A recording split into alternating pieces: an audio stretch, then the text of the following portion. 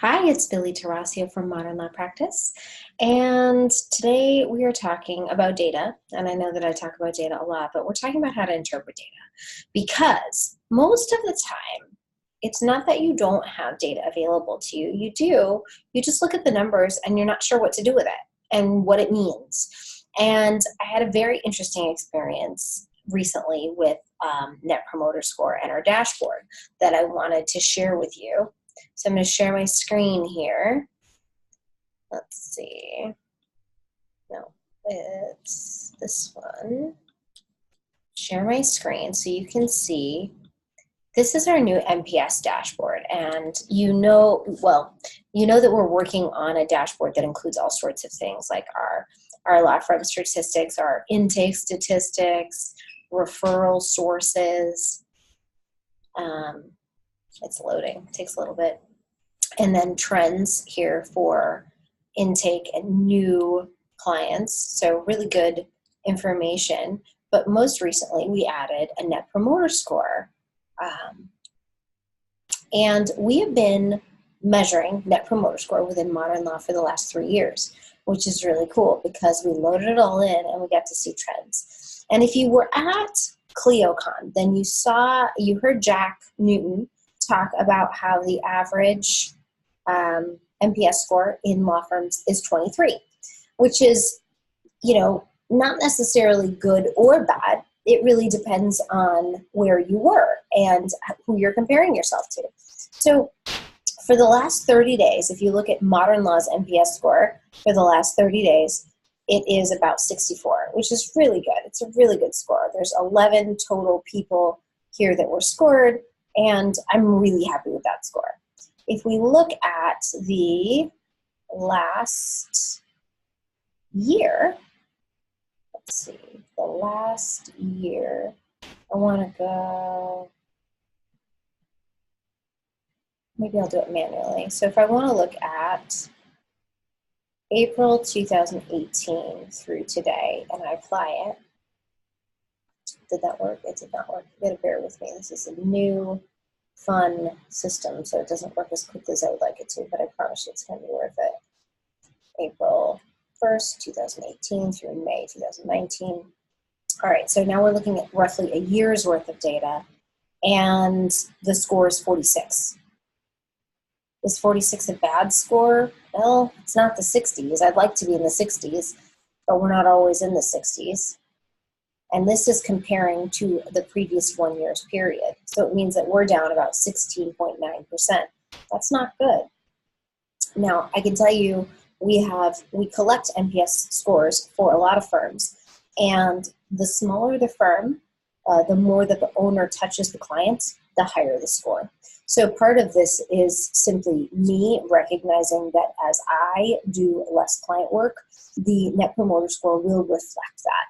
And if I look at the last 3 years of data, things get really interesting. If I look, I think we began looking in 2016. So if we look from 2016 to today, something really interesting happens. Look at the line. So when we looked at the 1 year's data, there was up and down. When we looked at the 1 month data, it started at 100 and went down to 60 because apparently on April 1st, we started off with only promoters. But when we look at the 3 years of data, what we see is a pretty consistent trend line. We started out up here when we first started scoring at 88 for our Net Promoter Score. But the way that we were collecting that score mattered. We were collecting that score inappropriately, really. We were asking anytime someone was happy, we were collecting a Net Promoter Score. And we were collecting it really multiple times throughout the engagement, and if it changed, then we changed the score. So now, beginning about right here, when things got pretty consistent, we started asking every single client. That means clients that we've fired, clients that have run out of money, people that we know are going to give us a negative score. It doesn't matter. We ask everyone. So the way you ask and when you ask matters a lot, and the trend matters a lot more than the actual score. So you'll see right here, June 2018, we're about 58. 58, 59, 57, this was all right here, 58.